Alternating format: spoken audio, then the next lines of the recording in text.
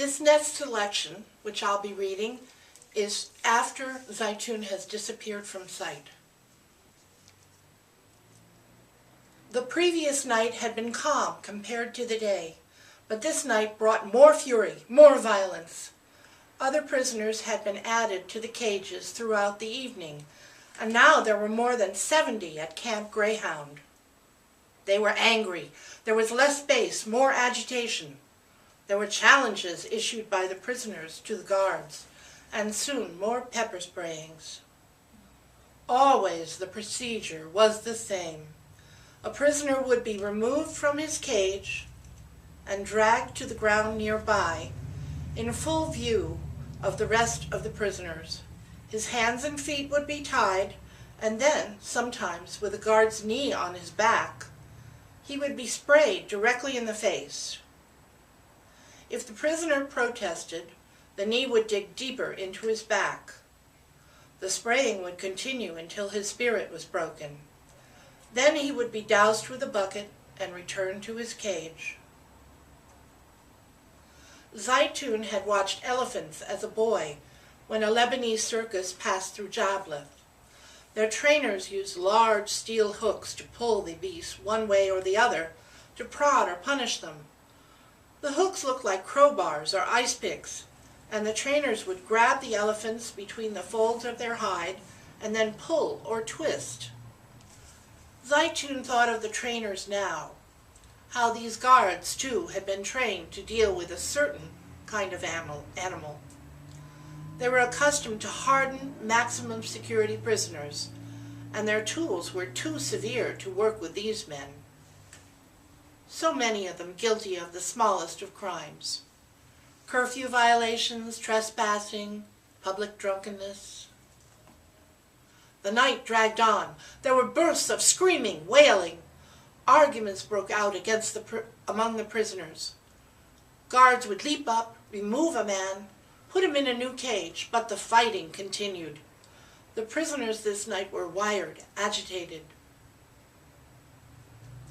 Zeitoun and Nasser brushed whatever dust they could over their hands and arms and neck to cleanse themselves, and they prayed. The guilt Zeitoun now felt was profound and growing. Kathy had been right. He should not have stayed in the city. He certainly should not have stayed when she asked him every day after the storm to get out. "I'm so sorry, Kathy," he thought. He could not imagine the suffering Kathy was enduring now. She had said every day that something bad could happen, something unexpected, and now she had been proven right. She did not know if he was alive or dead, and every indication would point to the latter. Anything in this prison would be tolerable if only he could call her. He did not want to imagine what she was telling the kids, what kinds of questions they would be asking. But why not allow the prisoners a phone call? Any way he approached the question, he couldn't see the logic in prohibiting calls.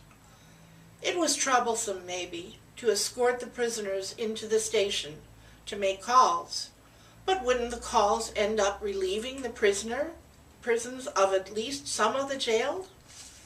Any municipal jail, he figured, expects many of their prisoners to leave within a day or two, through bonds or drop charges, or any number of outcomes for the small-time offender.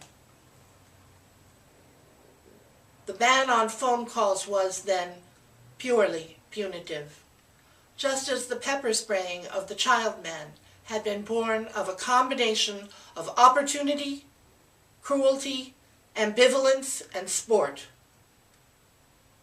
There was no utility in that, just as there was no utility in barring all prisoners from contacting the outside world.